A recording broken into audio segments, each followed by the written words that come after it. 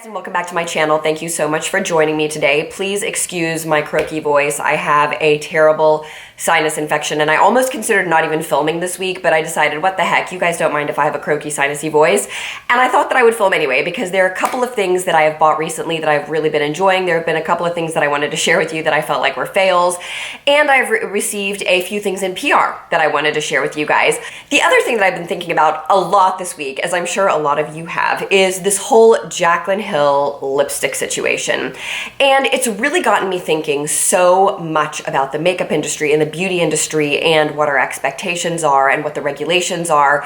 And so I just thought that I would share some of my thoughts about that with you. They pertain less, there's a little bit of my thoughts pertain to Jaclyn Hill, but a lot of my thoughts pertain to how we regulate makeup and beauty products generally.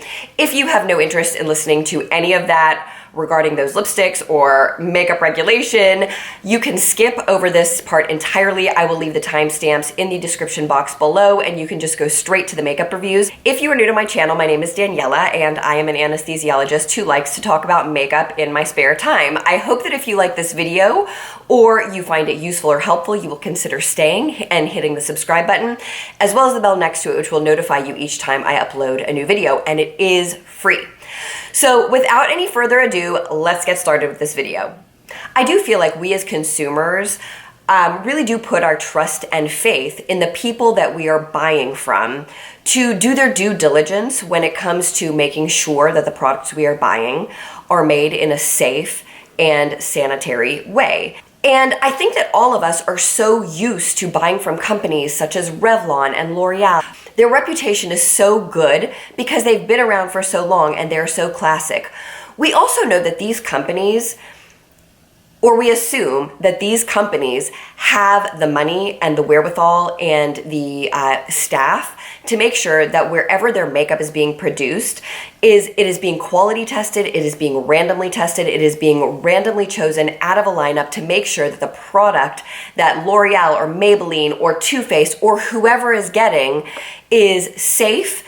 It looks right, it smells right, it tastes right. If you smush it up, it just looks like lipstick. If you look at it, it doesn't look like it's got hair, it doesn't look like it's got balls. I think that we believe as consumers that that is being done. I think that it is fair for us to trust that those people have taken the time and the wherewithal to make sure that they have good quality control in makeup. I do believe that this whole Jaclyn Hill crazy situation is an opportunity. It is an opportunity for hopefully somebody to send that lipstick into a lab to get it tested, to find out exactly what it was that Raw Christie Beauty was seeing under her microscope. I think it is an opportunity for the government to possibly get involved in standards for manufacturing makeup and any beauty item. And it is an opportunity for the United States to tighten the controls on the beauty industry and the makeup industry and bring their standards up to the standards that we see in, say, Europe. Not only on manufacturing practices, but also on ingredients that are in our healthcare and beauty products. That is not to say that most of the US labs and factories are not up to international standards. I'm sure that most of them are, but clearly they are not regulated by the FDA or anyone else. Otherwise, things like this wouldn't have happened. So I do feel like this is a chance for perhaps the government to get more involved in regulating the beauty industry and where things that we are putting in and on our body are manufactured, and if those places meet requirements for safety. Same way as any restaurant would or any grocery store would. Everything has standards. So why doesn't a beauty manufacturing lab have those standards when we are going to be putting those lipsticks on our mouth and we're going to be putting that makeup on our face or those products on our bodies? So I guess what has come out of this situation for me is, sadly, you got to think twice about who you're buying makeup from, because the tried and true companies probably can be trusted. I know that I bought the Persona palette from Sona Gasparian, and I know that on several occasions on Instagram or her channel, she has shown pictures of her palette being manufactured, and you see that the people are wearing masks, they're wearing hats, they're wearing latex, not fuzzy gloves. And you can see that everything is done in a very sterile manner, and that gives the consumer a lot of confidence in what they are buying. So perhaps future YouTube stars who launch their own brands should go ahead and be really transparent about the labs where they're manufacturing their products so that people can have confidence in the things that they are buying. So that's kind of just my 2 cents on the whole Jaclyn Hill deal. With that said, let's get started on my beauty reviews. The first beauty product that I want to talk about with you guys is this All Hours foundation by YSL. This was sent to me complimentary by YSL through Octoly, and it is a foundation that is supposed to be flawless matte coverage, full coverage, and oil-free. So the shade that I got is BD20. It is definitely too light. I'm sure you guys can tell. I put a ton of bronzer on me, like a ton, because it was so light.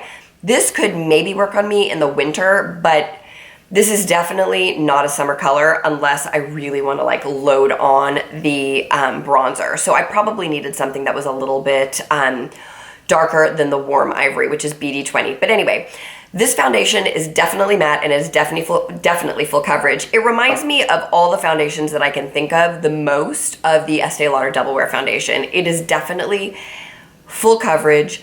It definitely looks full coverage when it's on, and it is definitely completely matte like the Double Wear foundation. It is not like a satin matte. It is not like a, what is the other word? Like a natural matte. It is a total matte. So my face is completely matte.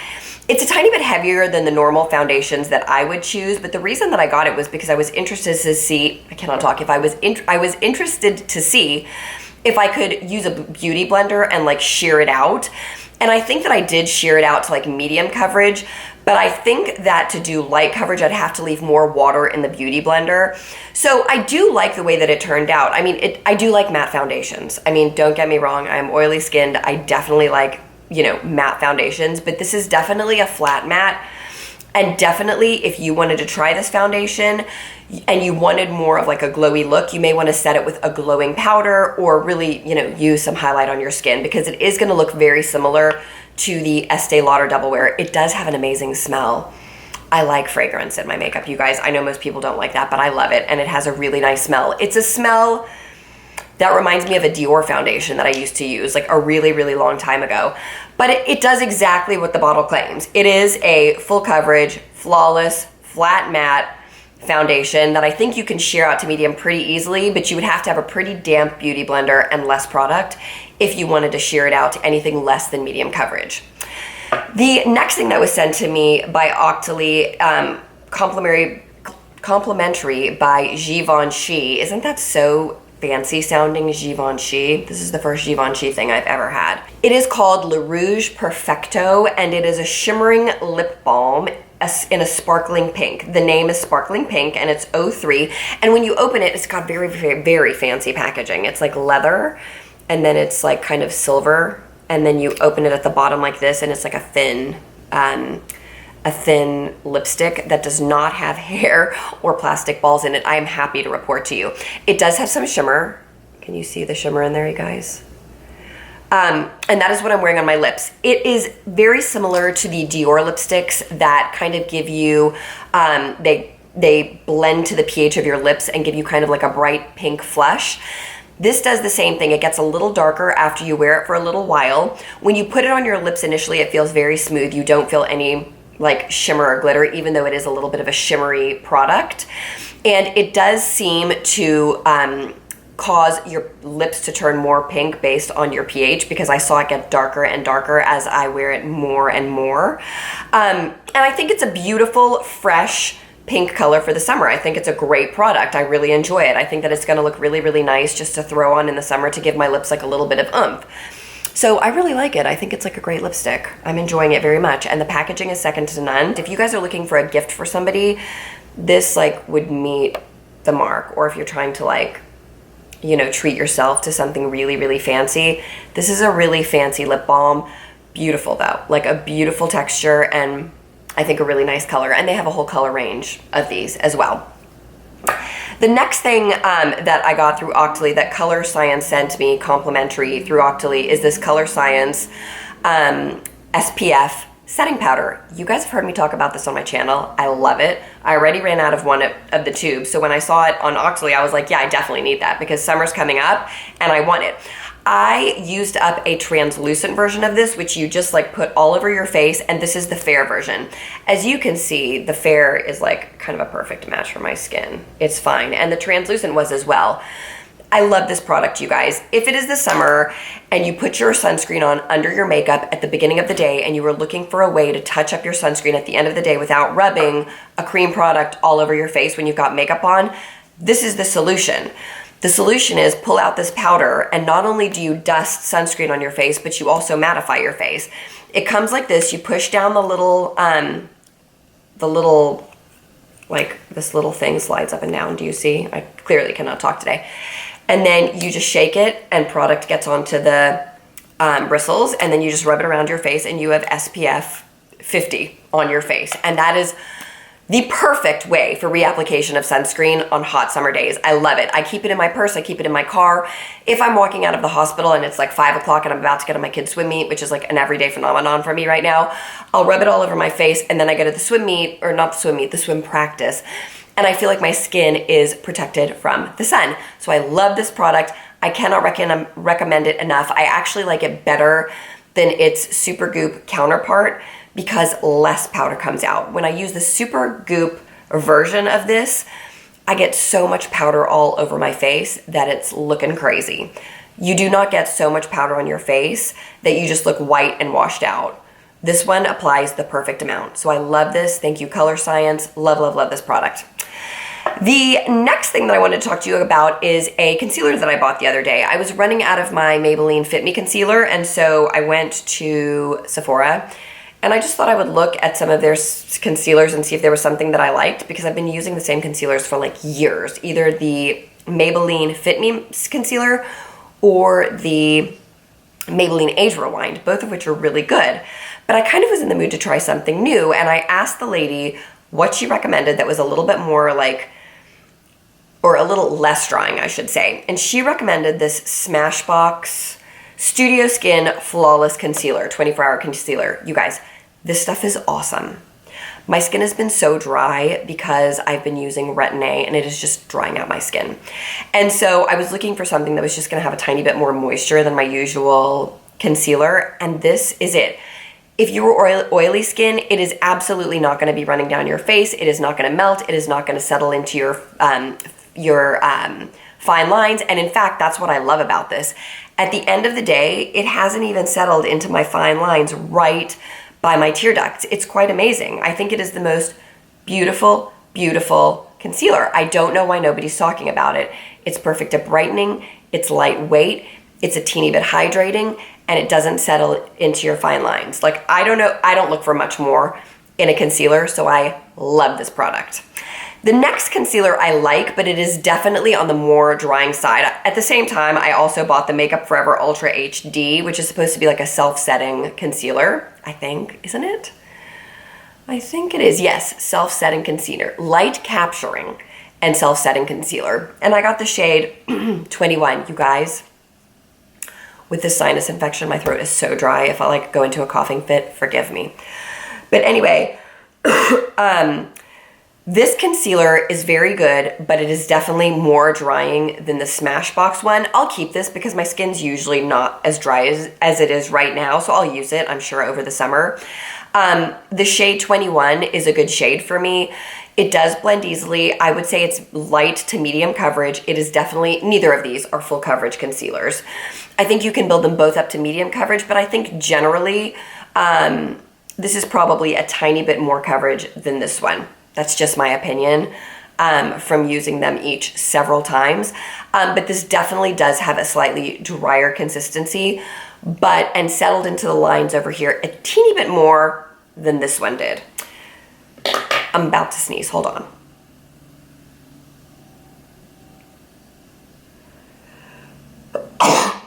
Okay, now we can continue. The next thing that I wanted to show you guys was this awesome eyeshadow that I bought from Buxom. So everybody knows that I've been on like a green kick for 9 months.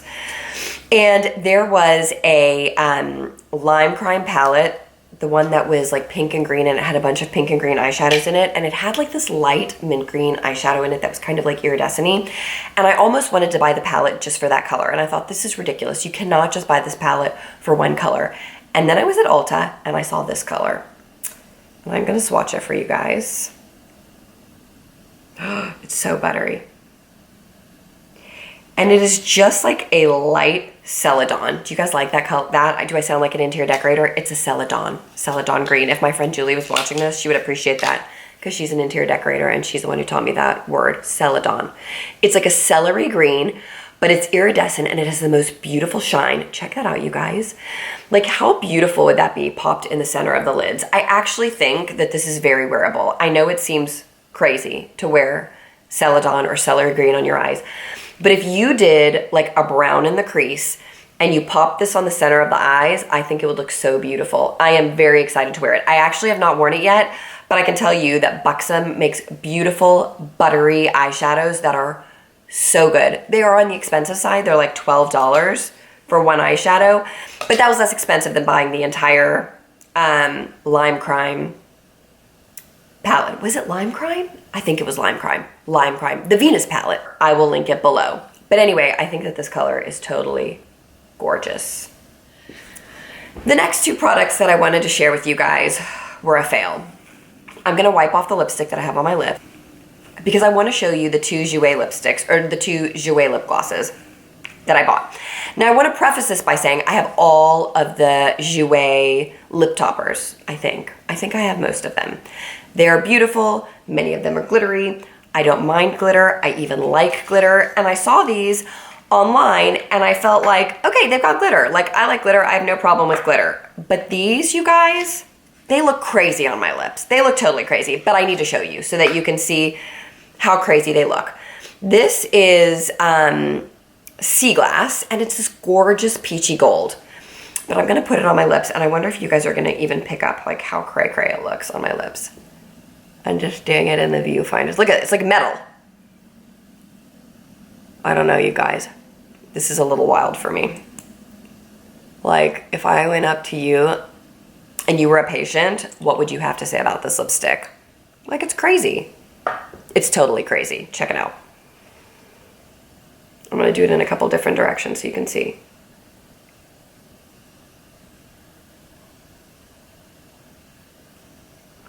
There is nothing subtle about the metallicness of this lipstick or the glitter. It is just a tiny bit wild for my taste.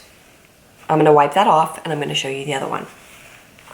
The other one is called, the other one is called Beach Days, and it is this hot pink. By the way, there's glitter all over my lips. You should know that too. If you are not a glitter person, don't even go near these things because you will hate them. Miss Melissa M, if you're watching this, I know you hate glitter. Don't buy these. Okay, so Beach Days. This is the next one. Let me try this one on for you. Also crazy. This one seems a little less crazy.